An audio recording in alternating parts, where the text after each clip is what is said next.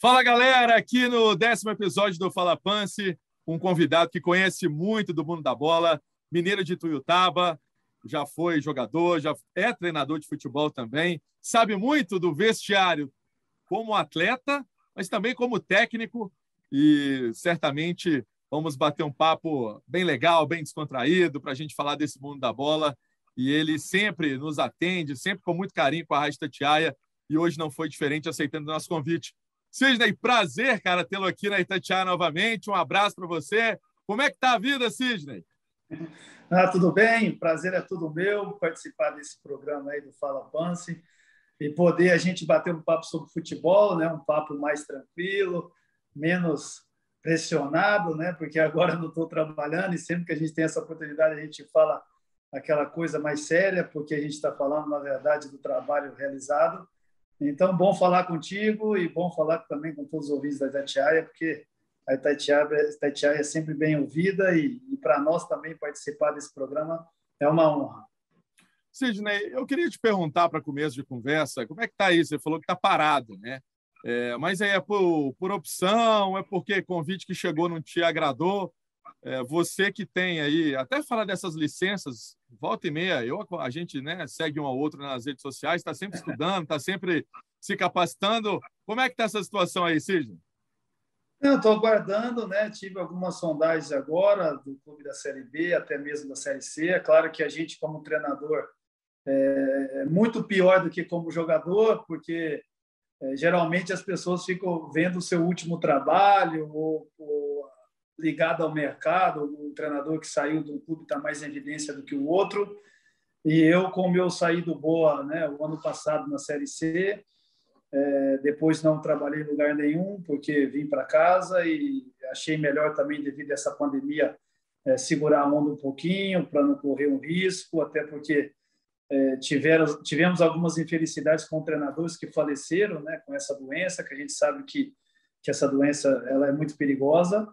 Então, estou aguardando agora uma oportunidade em casa, curtindo a família, cuidando das minhas coisas também, e podendo também me dedicar aos estudos, que eu sempre procuro fazer. Estou cursando, né, a faculdade de jornalismo, estou aí para o 5º período já, estou entrando nessa área para poder entender a cabeça do jornalista.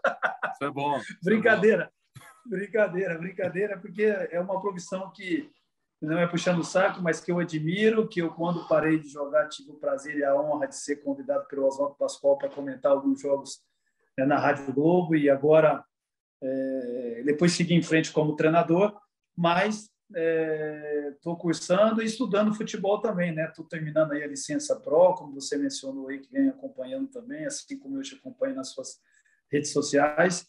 E também entrei agora para fazer o curso de executivo de futebol da CBF Academy também, para a gente estar sempre atualizado, ver a visão, né, como eu já vivenciei isso dentro do campo como jogador, vivencio como treinador, e também para ter esse conhecimento da parte de organização, de contratações de jogador, da vivência como presidente de clube, na gestão.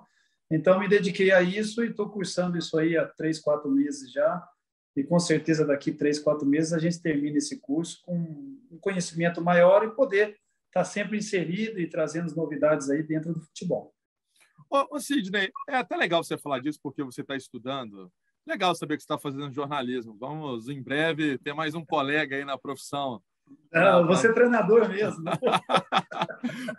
mas é legal isso que você falou, e depois eu acho que eu já vou nesse ponto com você. Essa relação imprensa e futebol, né? E aí eu coloco futebol, tanto diretoria, quanto atleta, quanto técnico, às vezes é uma relação muito sadia e às vezes é uma relação que existe uma cobrança, mas não é do profissional em si, não é pessoal do profissional, não é, por exemplo, eu, Emerson, chegando assim, ó, Sidney, poxa, mas você não marcou o atacante lá que caiu no seu setor? Que isso acontece às vezes, e aí a gente tem que perguntar. Às vezes é porque isso realmente é do jogo, a torcida viu isso, o comentarista viu isso, todo mundo viu isso, e a gente é a ponte do clube, do atleta, ou do diretor com a torcida, né? Esse é o nosso papel, a gente faz essa ponte, a gente tem que levar a mensagem. Como é que está sendo isso para você entender um pouquinho dessa filosofia do trabalho da comunicação? Não, eu confesso a você que eu sempre fui um cara que tive bom relacionamento com a imprensa, né? Eu vivi uma época que era uma época diferente dessa época atual do jornalista com o atleta, o jornalista com o treinador. Né? Eu, quando comecei em São Paulo, né, no São Paulo, tem amigos até hoje, como Osmar Garrafa, como Eduardo Afonso, né, que você conhece bem, que está aí no mercado há muito tempo, e tantos outros, que a entrevista ela era individual. Então, o cara dava uma entrevista, pegava você do campo e você ia falar com ele. Então, ele ficava ali no CT, a gente em volta da piscina, acabava o treinamento, sentava no banquinho ali, e você e ele entrava ao vivo, às vezes na rádio, às vezes você fazia uma entrevista gravada para ele, e não tinha essa, vamos dizer assim, essa organização em alguns aspectos, mas em outros, na minha maneira de ver, ficou até muito chato o negócio da coletiva, só vai um lá e fala. Até com alguns jogadores é uma coisa que é até chata, né? Porque às vezes a imprensa tem necessidade de entrevistar o melhor do jogo. O melhor do jogo nem sempre é o que jogou bem, é o que fez gol, é o que resolveu. E às vezes o operário, vamos dizer assim, como volante, como lateral, como um zagueiro, ele passa desapercebido até com o torcedor e até mesmo com a imprensa. Mas isso como eu entendo um pouco disso, eu acho que isso é até normal e natural, porque você tem que levar para a torcida o que mais tem evidência no momento naquela partida. Então, acabou um pouquinho disso. E como eu entendo um pouco, tenho amigos nessa situação, vivenciei isso também, e eu acho que essa relação ela não pode acabar. Eu acho que a gente tem que tentar aproximar, né, conversar sobre futebol até fora do ar, trocar uma ideia, porque, na verdade, o futebol depende do jornalismo, o jornalismo depende do futebol e das pessoas. Então, a gente tem que fazer uma ligação bacana entre as duas situações para que a gente possa ter, né, mais afinidade, enfim, ter uma vida de trabalho, mas, ao mesmo tempo, uma coisa saudável, sem briga, sem ficar chateado, sem aquela coisa de ter, não, a imprensa está ali, eu não misturo, ou eu não falo com aquele cara porque ele fez uma cobrança comigo, me entrevistou perguntando por que eu entrei, um exemplo, com 3 volantes e por que não entrei com 2 meias. Isso é normal e faz parte do jogo. Eu acho que o grande diferencial de tudo isso é o entendimento nosso da situação no momento. Ô Sidney, e é tão importante você colocar isso, porque é aquela coisa, você está se fortalecendo enquanto conceito na parte de futebol, que é o que está no seu sangue mesmo, a sua vivência, que ela é gigantesca, mas algo também que permeia seu dia. Né? O noticiário está aí, rede social. Hoje todos os veículos estão em rede social. A nossa Rádio Itatiaia está no YouTube, está no Twitter, está no Instagram, está no site, está no rádio, está em live. Então, assim, é uma forma também de você entender esses conceitos, e isso é diferente no meio. Eu vou te falar que são poucos os profissionais que se preocupam com isso. É algo interessante da gente trazer. E até dentro disso, como é que foi para você, Sidney? Eu queria saber um pouquinho dessa sua história. Começando, né, ali no São Paulo, a gente batia um papo também fora das câmeras e do microfone. Você ali, garoto ainda no time de aspirante, tinha o Muricy Ramalho. Que professor, hein? Dario Pereira também. Dario Pereira tá meio sumidão, mas ele aparece. Que ali você começa a galgar seus passos, enquanto volante do São Paulo, camisa pesadíssima, tricolor do Morumbi, é mineiro de Tuiutaba, mas tem essa vivência muito grande em São Paulo. Como é que foi aquilo ali para você ainda adolescente, jovem, ainda no mundo da bola, o Sidney? Então, foi muito legal, né?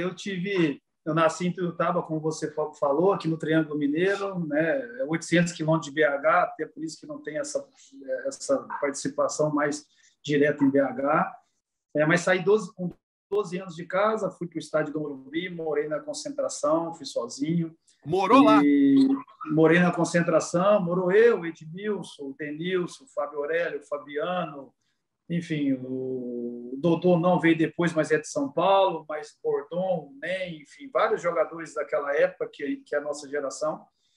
E para mim foi assim uma coisa sensacional, porque na verdade hoje os clubes como o Atlético Mineiro evoluiu muito, como o Atlético Paranaense evoluiu, como o Cruzeiro foi forte na base antes, até mais que o Atlético, né? Formavam mais jogadores de estrutura, de CT, enfim. Hoje não, hoje a coisa normalizou de uma maneira que os grandes clubes têm uma base muito forte em termos de estrutura, mas naquela época o São Paulo, modéstia à parte falando, estava acima de todos os outros clubes do Brasil, porque foi um clube que sempre se preocupou com o atleta da base. Então foi uma satisfação, porque eu cresci lá, me tornei homem lá, estudei lá, tudo que eu tenho, tudo que eu aprendi como ser humano também foi lá, porque eu morei sozinho, larguei meus pais em Tuiutaba, então o meu perfil, o meu caráter dos 12 anos até os 20 foi direto no São Paulo, por onde eu passei 10 anos. Então, o São Paulo foi uma família, é uma família para mim, tanto que todas as pessoas, como o doutor Sanches, que é médico de São Paulo há 30 anos, o Sérgio Rocha, que é o preparador físico, hoje é coordenador de Cotia, está há 20 anos, o Ailton, massagista, o Ratinho Roupeiro, que está lá há 20 anos, o Cícero Roupeiro, o Zé Carlos, que é o gerente de futebol, que está no profissional, está lá há 25, 30 anos. Então, são pessoas que nós criamos um vínculo e que foi a nossa vida e a nossa infância. Então, para mim, foi espetacular, além de tudo, da convivência com grandes profissionais, porque o São Paulo foi campeão mundial em 92, 93, foi o final do Tele que eu subia para treinar, e depois veio a era do Muricy, onde nós somos campeão de aspirantes, ganhamos, né, o campeonato de juniores, ganhamos no Japão, ganhamos na Itália, ganhamos em todos os lugares que nós jogávamos, a base era muito forte do São Paulo. Então, para mim, foi uma experiência espetacular, porque através do São Paulo vesti a camisa da seleção em todas as categorias, em Toulon sendo campeão, até fui convocado, né, para a seleção brasileira olímpica, que o Vanderlei me cortou porque eu machuquei o joelho no domingo, e a segunda-feira ia me apresentar à seleção olímpica, e não teve a oportunidade de até ter um segmento melhor na seleção, porque eu tive essa lesão, me tirou fora 10 meses dos campos, né? Então, para mim foi um privilégio vestir a camisa do São Paulo, uma camisa pesada, como você mencionou. Eu acho que todo atleta que joga em grandes clubes como São Paulo, como Atlético, como Cruzeiro, enfim, como Corinthians, Flamengo, Fluminense, eu acho que é uma satisfação enorme para você, como profissional, poder representar um grande clube, como foi a minha história dentro do São Paulo. Como é que era o Tele? Você novo ali, você falou, pegou aquele finalzinho, né? Mas dava para ver alguma coisa, né, dele assim. A nossa satisfação era ver o treino, né? Até treinar, por exemplo, os juniores como profissional.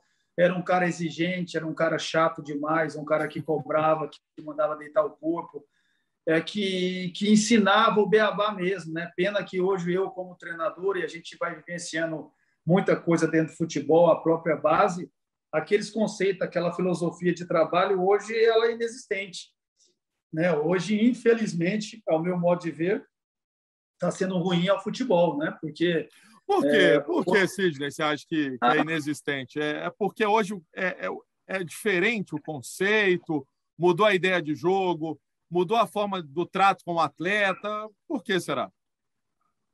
Eu acho que é um conjunto de coisas, cara. Eu acho que assim, até ruim eu falar isso, porque você tem que saber colocar bem, mas assim, eu acho que a gente está perdendo a essência, sabe, cara? No mundo geral, a violência está atrapalhando a gente. Por que eu digo isso? Você andava, não sei, em Belo Horizonte, mas a gente no interior aqui, em São Paulo, qualquer lugar que você andava em uma cidade, você via, se tivesse 4 meninos, eles colocavam 2 garrafinhas de latinha ali, pegavam a bola e jogava 2 contra 2, 3 contra 3, pegava a bolinha de tênis e jogava. Hoje, cada vez menos a gente vê isso, cada vez menos a gente vê aquele treinador que é o treinador raiz, como se diz, o treinador que ensina mesmo, que não está preocupado com o resultado. É que o negócio tomou uma proporção tão grande em relação a resultado que cada vez você vai ver menos craques, né? Você tem que ver o infantil hoje, o juvenil. Então, tem campeonato brasileiro hoje, cara. Então, a programação do infantil, não sei, ou do juvenil, ou até dos juniores, ela é a mesma do profissional. Se você jogar quarta e domingo, como é que você treina um cara da base? Se o cara só joga, como é que ele melhora? A gente, como treinador no profissional, o que o treinador mais quer quando ele chega no clube, né? Depois que ele está 6 meses, está 1 ano, e aí ele não quer isso, não. Ele não quer semana cheia, não. Mas quando você chega no clube, você quer semana cheia para quê? Para você melhorar a sua parte tática, até a parte técnica, para poder colocar os seus conceitos. Por quê? Porque o treinamento é que faz você ter evolução. né? O jogo você corrige ali taticamente, põe, olha, eu quero aqui, eu quero ali e tal. É óbvio que você, num time como o Atlético, como o Cruzeiro, como o São Paulo, como o Fluminense, como o Sport, são jogadores de um nível intelectual, até de cognitivo, que você fala para ele vai entender perfeitamente. Mas se você está igual eu fui treinador do Boa, da URT aqui em Minas, você vai ter um nível de jogador que não é o nível do Hever, por exemplo, que joga no Galo. Você vai só de pensar e olhar para ele já faz.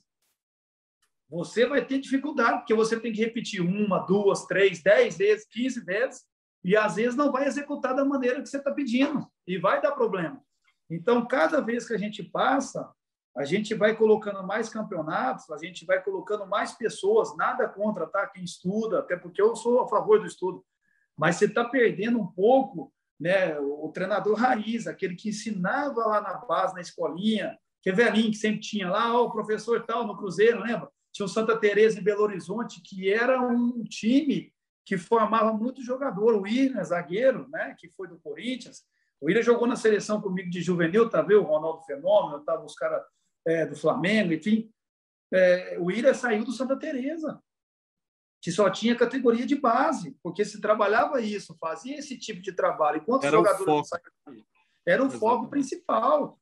Então, era isso, tinha os caras lá raiz. Agora, hoje tem, lógico, né, os meninos jovens que vão para a base, alguns treinadores que vão para a base e tal, que vêm com formato que é um formato moderno, que é um formato que a gente está aí para poder estudar, o mundo abriu, né? Mas a gente está perdendo um pouquinho da essência mesmo, aquele cara que tem um cheiro no vestiário, o cara que é antigo, o cara que ensina o garoto a bater balãozinho, que dá aquele treininho antigo, simplesinho, mas que é funcional, que era o que o Tele sempre fazia. O Tele não fazia muita coisa demais, não, tático, não sei o que, não. Ele fazia cruzamento, 10 cruzamentos, igual enchia o saco do Cafu, deita o corpo, Cafu. Você está batendo errado. Né? Então, assim, ele enchia o saco, mas para fazer o quê? Por que os jogadores do São Paulo faziam as coisas? Por que o Rogério bate falta? O Tele fazia tipo uma cesta e fazia com que os jogadores chegavam meia hora, 40 minutos antes, deitavam o corpo para bater, encostava com a bola, raspasse a grama assim, ó. Então, você batia de esquerda, de direita, de esquerda, de direita, você ia aprimorando. Todo dia você bate 30 bolas. Todo dia. Na semana, você bateu 150 bolas. Aí, hoje, é um pouco diferente. Por quê? Porque modernizou. Hoje, se você for fazer isso, vai ter o fisiologista, vai ter o preparador físico, vai ter, o cara vai cansar, o cara vai rasgar. Então, modernizou, melhorou, óbvio que melhorou, óbvio que as coisas tomaram uma proporção hoje que a gente não pode nem regredir a isso, mas a gente não pode perder, na minha opinião, de dar atenção a esse lado que, para mim, seria um lado muito importante para o nosso futebol brasileiro. E você esqueceu até, ou não sei se vale a pena mencionar, mas é uma verdade, né? Hoje, cada vez mais, o futebol ele tem, e não que esteja errado, né? Não entenda quem está nos assistindo que eu estou fazendo alguma bandeira contra essa profissão. Mas quanto mais a gente olha os jogadores, quanto mais novos ele tem empresário, e ali tem gasto, tem 1000 ideias na cabeça, planejamento, marca de material esportivo por trás, enfim. Hoje, às vezes, o menino com 15 anos, ele já é vamos colocar assim, um potencial financeiro, é um ativo para o clube, para o empresário, para todo mundo. Então, assim, é uma questão que também a gente tem que lembrar, né? O futebol, vou colocar assim, naquela sua época, década de 90, não tinha tanto isso. Hoje... Não tinha nada, né? Hoje Não tinha nada disso, né? Hoje, que, por exemplo... verdade, a gente, cara, eu, por exemplo, o Alex, o Atirson, o Adailton, o Fabiano, isso aí é o time titular da seleção, nós somos campeões de Toulon. Cara, se a gente pegar, nós não tínhamos nem empresário. A gente estava no sub-20 sendo campeão do mundo, cara. E era um timaço, né? Então, mas nós não tínhamos empresário. Agora o menino hoje com 15 anos está na seleção, já está vendido com o Milan, né? Com o empresário. Não estou falando que isso é ruim, é que isso foi que você bem mencionado por você.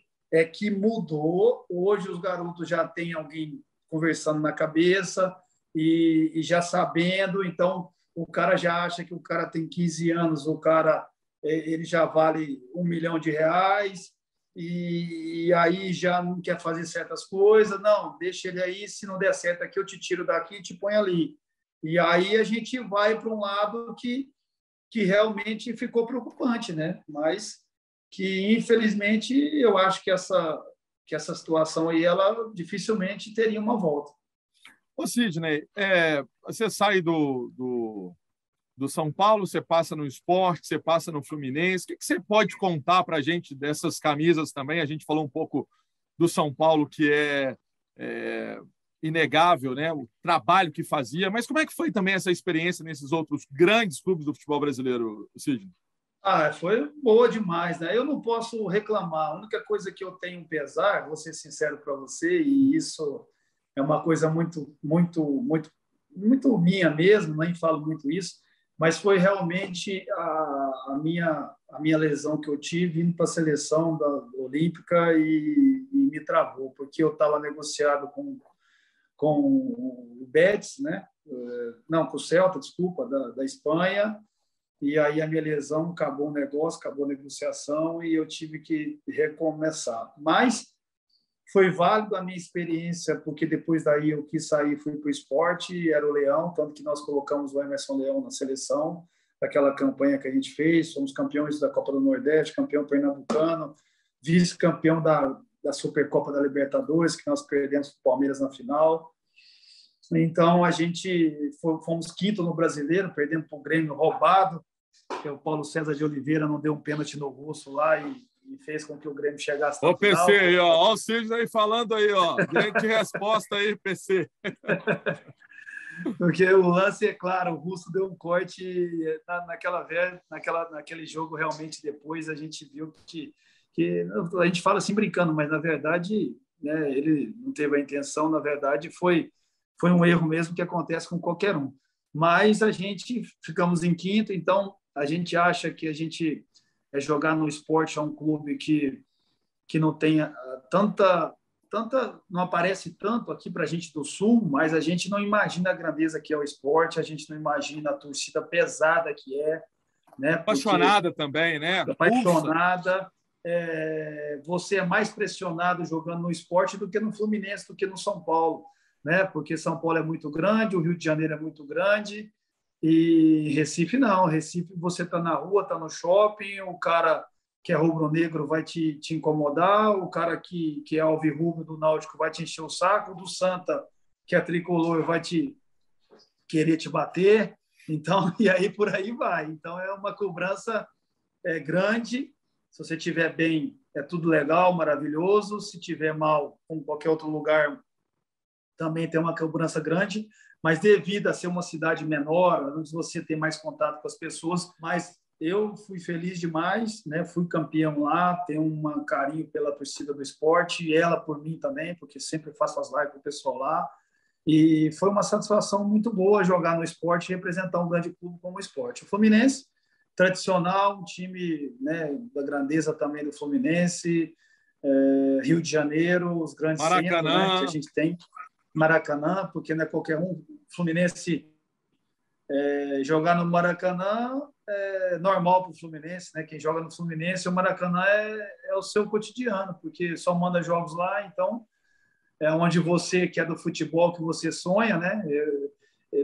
Quando você começa a jogar, você sonha em jogar no Maracanã, que é o maior estádio do mundo e que tem aquela história toda, e você está todo dia ali, então isso é uma experiência única, e também ser campeão, né? Que eu fui campeão carioca em 2002, então poder ter esse título na carreira e um grande clube, para mim teve uma satisfação e orgulho de poder representar esses clubes que eu joguei com o maior prazer possível, e poder também, né, ganhar títulos, que é importante. Ô, Sidney, vamos puxar a sardinha aqui mais para Belo Horizonte, para as coisas de Minas. Você falou do Luxemburgo. Luxemburgo, hoje treinador do Cruzeiro. O Cruzeiro aciona o Luxemburgo numa situação complicadíssima, que estava na tabela da Série B. Ainda sonha com acesso à elite do futebol brasileiro. O que você acha que o Luxemburgo, por tudo que já viveu no futebol e você já foi atleta dele, o que você acha que ele pode agregar valor ao Cruzeiro, Sidney? Eu acho que ele pode agregar, ele pode fazer de tudo que o Cruzeiro tem para ser feito. Eu acho que a escolha dele foi a melhor coisa que o Cruzeiro fez. Eu acho que o Pedro BH também tem uma participação grande nisso, assim como a escolha do Luxemburgo com o Ricardo Rocha foi excepcional. Nós temos aí o Pastana, que é um cara que é conhecedor da Série B e vem fazendo bons trabalhos, também como executivo também é um cara que mostrou o seu valor e está nessa caminhada há muito tempo. Eu sei disso porque eu, como treinador da Série B, já enfrentei ele muito, representando outras equipes.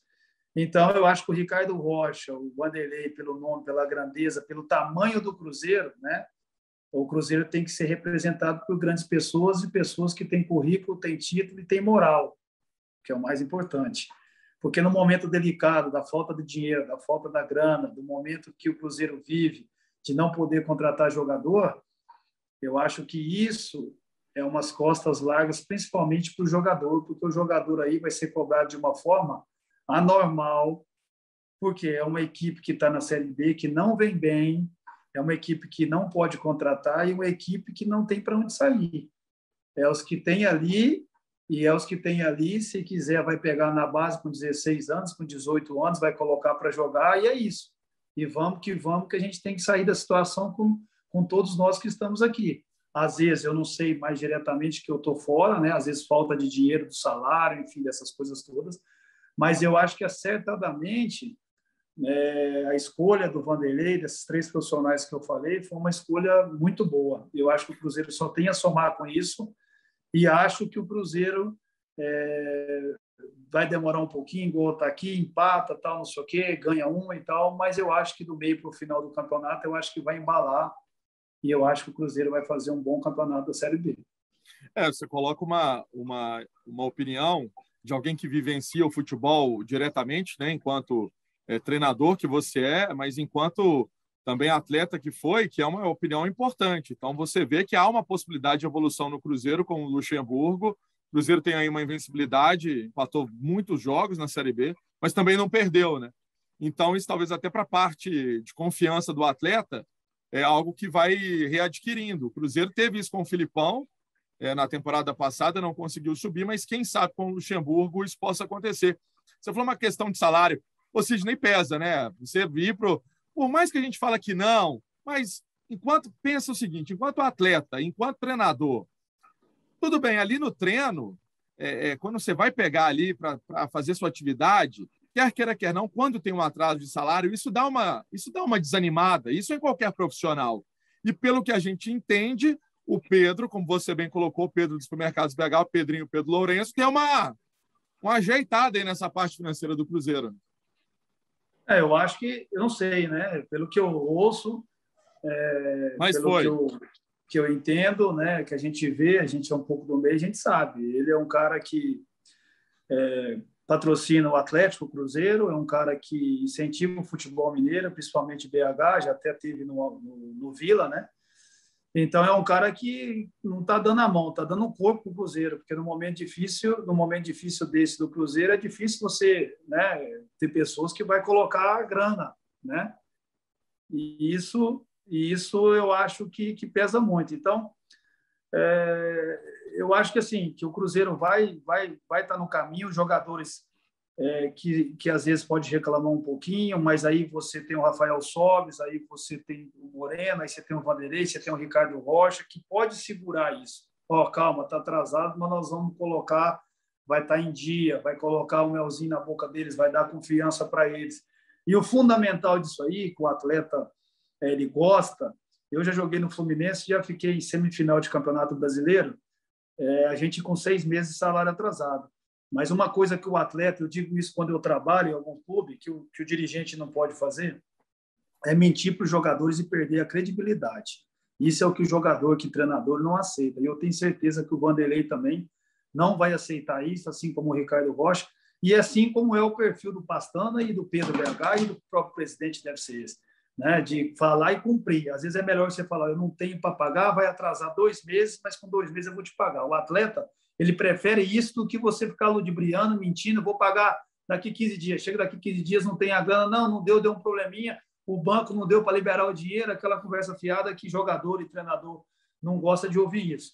Então, eu acho que as pessoas ideais para estar no Cruzeiro, para poder levantar o Cruzeiro, além da sua experiência, além dos títulos conquistados, porque o Vanderlei ganhou a Tríplice Coroa aí, ganhou tudo que tinha que ganhar no Cruzeiro, não tem melhor pessoas para estar no momento do Cruzeiro como esses profissionais que estão aí no momento. O Sidney, e aí no contraponto, né? Você que teve também no futebol mineiro há pouco tempo, você vê o Atlético, né? O Atlético tinha o Sampaoli, que começou uma reformulação de elenco, e aí não foi campeão brasileiro, mas contratou vários atletas de nome, e atletas que chamaram a atenção.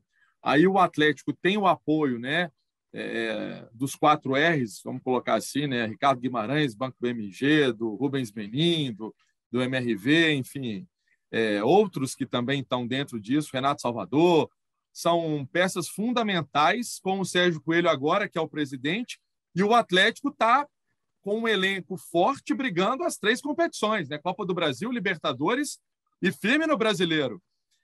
Quando você olha um time também desse tamanho e desse peso, na sua condição de treinador, dá uma alegria assim, de ver que há como fazer gestão no futebol de forma correta. A gente sabe que o Atlético tem algumas dívidas e está organizando esses pagamentos e vem pagando e vem se ajeitando essa parte financeira, mas isso também é algo interessante. Olha, isso aí dá para... No futebol brasileiro, se você tiver planejamento, você consegue se dar bem. É interessante quando você vê uma situação dessa? É interessantíssima, né? Ainda mais se tratando de um clube no futebol mineiro, né? Eu acho que quando tem organização, tem gestão, eu acho que tudo corre de uma maneira positiva, além do entendimento de futebol.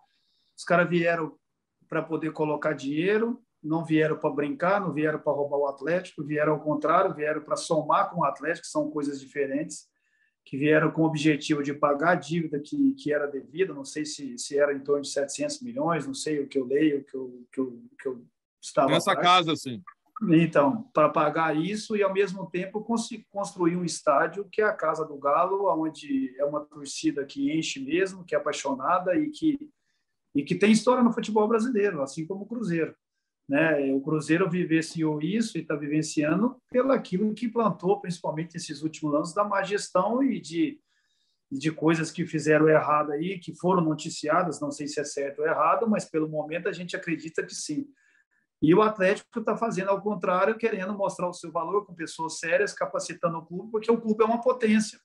Né? O plantel do Atlético hoje é coisa que é fora do normal. Né? Assim como começou com o Sampaoli, que eu vou falar para você, a gente tem que aturar os gringos, né? Mas o Atlético, ano passado, na minha modesta opinião, até eu estava em Varginha, eu saía para jantar para poder ver o jogo do Atlético numa segunda-feira, porque eu particularmente gosto do Sampaoli para caramba, porque o esquema que ele joga é o esquema que eu gosto de jogar, com 3 zagueiros, é o que eu mais gosto. E ver o Atlético jogar, né? Não só o ano passado, esse ano também com o Cuca, que está fazendo um trabalho brilhante, mas dava gosto, né? Você sabia que tomava 2 gols, 3, 4, mas que fazia uma intensidade impressionante de jogo. E com uma intensidade baixa, um jogo chato, monótono, que você perde até o foco de acompanhar. Mas é bonito isso e bom também ver as contratações, ver que vem um Hulk para cá, ver o Cuca, que tem uma experiência, uma história no Atlético gigantesca. E, na minha opinião, brinco até com meus amigos aqui, flamenguista e palmeirense, e falo assim, que o que eles têm para ganhar de sobra, que eles ganhem esse ano, porque a partir do ano que vem, o Atlético vai sobrar. E depois que esse time tiver entrosado, com o mesmo treinador, com jogadores se conhecendo, né, e tendo uma liberação da torcida no estádio próprio dele, ou até mesmo no Independência ali, vai ser difícil bater o Atlético. Porque o Atlético vem forte e não veio para brincar. Né? Esse elenco aí veio para ficar e marcar a história no futebol brasileiro.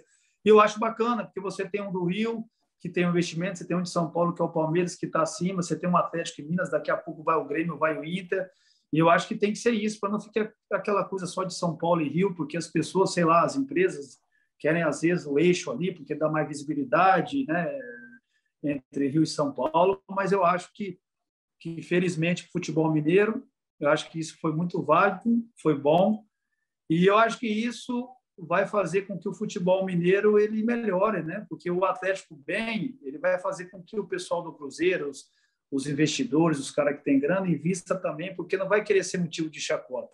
E vai trazer mais coisas e benefícios para o futebol mineiro, assim como, né, os clubes do interior também, a federação, porque tem mais visibilidade, entra mais dinheiro dos cofres, pode ajudar os clubes menores para que possam ter estrutura também e melhorar sua condição. Eu acho que isso é um conjunto de coisas que pode beneficiar o futebol de Minas Gerais. Ô, Sidney, você vê assim, contratação igual o Hulk, né? O Hulk é um cara que ganhou quase tudo, né, na carreira. Aí você vê que ele tem disposição, sempre nas redes sociais ali pós-jogo, é um cara que se dedica, você vê que o cara é muito família, e tá ali mesmo com o Atlético. Aí chega o Diego Costa, essa sinergia acaba que contagia os mais novos, né? Você, enquanto mais novo, você depois foi experiente um dia e levava isso para o seu vestiário quando você pegava atleta mais novo. Ter essas referências, você foi uma referência na sua época enquanto atleta, depois para os mais jovens. Essas referências, você como técnico, todo mundo quer ter, né, também dentro do elenco. Não só a qualidade técnica, mas um profissional que você olha, esse aí, se ele faz 10 flexões, eu vou fazer 20. Por aí. Esse aí é de verdade. Esse aí é de verdade. Não, eu acho que em todos os aspectos, né? Tem um cara que o cara já conquistou tudo na vida e às vezes ele perde o tesão de jogar e de trabalhar. Mas esses caras estão jogando até mais velho, eles têm tudo. Ele tem avião, ele tem salário, ele é rico, ele é milionário. O que faz com que ele tenha o prazer de jogar futebol é ganhar, para ter a vaidade de chegar, de receber um elogio, de estar se dedicando e ter a vida dele própria, né? É uma vida que vai marcar a história, porque se ele quiser só dinheiro, ele ficava lá fora, que é menos pressão, menos cobrança, não precisava vir para o Brasil, que é essa loucura que a gente sabe, né? Porque estabilidade é lá fora, né? Lá você perde o jogo, o cara bate 3 palminhas. Aqui ele perde o jogo, sai lá do Independência, a garrafa na cabeça. Então a verdade nossa é essa. Então, assim, os caras têm vontade de vencer, está no DNA dos caras, e isso a gente tem que parabenizar esses jogadores mais velhos que ainda estão aí, estão lutando, estão trabalhando, se dedicando, e ao mesmo tempo servindo de exemplos para os mais novos, né? Porque a gente precisa isso. Porque para a gente não perder essa essência e os bons exemplos também, né? Porque, como nós mencionamos antes aqui, o futebol está mudando. Hoje, com 12, 13, 14, tem um empresário, o jogador às vezes fica cheio de mania, cheio de manha, porque acha que tem que ganhar 50 mil com 15 anos, que vale não sei quantos milhões, e esquece de ralar mesmo, né? E esquece de ter bons exemplos. E esses caras, quando está lá treinando, igual você falou, faz 20 flexões, você vai falar, ô garoto, bora, eu faço 20, você quer fazer 10?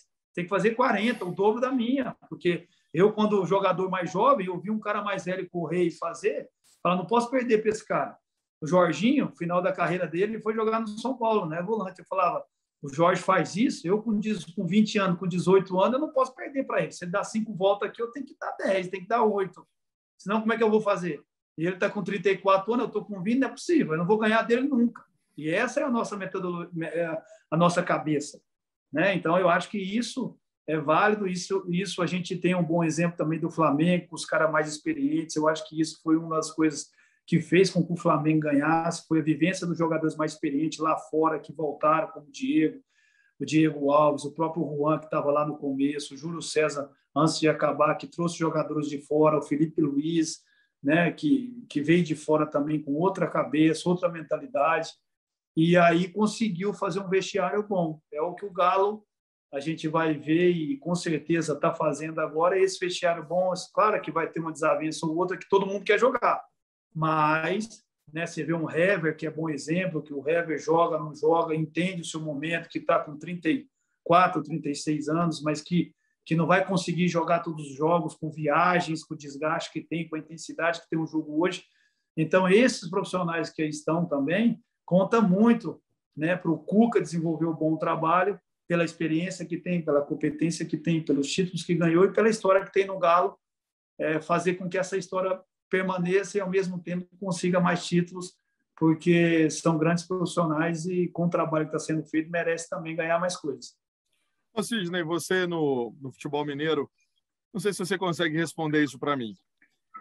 Por que a gente tem dificuldade aqui em Minas Gerais, em ir lá no Boa, fazer uma contratação e colocar esse cara para jogar no Cruzeiro, no Atlético, no América, e algum jogador, por exemplo, que trabalha com você, aí às vezes você vê, passa um tempo, esse cara vai e desponta em outra equipe. Por que você acha que isso acontece, né? Será que é porque os times da capital não olham tanto para o interior? Porque não faz sentido. Às vezes, no Campeonato Mineiro, vocês têm jogadores de qualidade que lutam muito, que se dedicam, que seguem, por exemplo, seus conceitos, seu estilo de jogo. E aí você vê que pouco é utilizado aqui na capital. Mas eu acho que é o seguinte, porque, veja bem, isso é uma leitura minha, tá?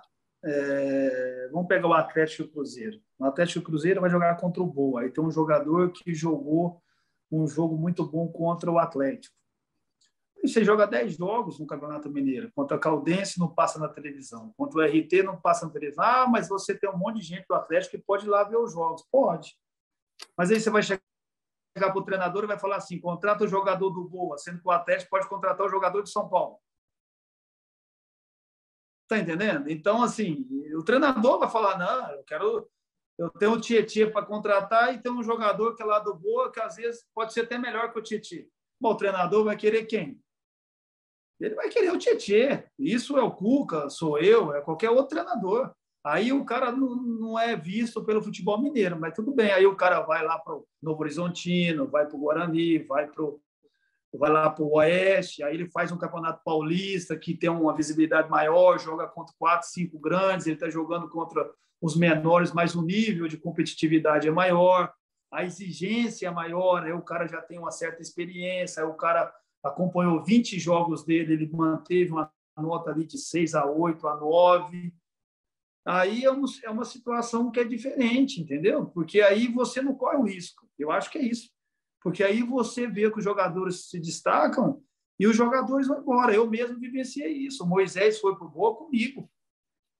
Quem colocou o Moisés jogar na posição que ele jogou depois, de meio avançado, até de segundo atacante, fui eu no Boa.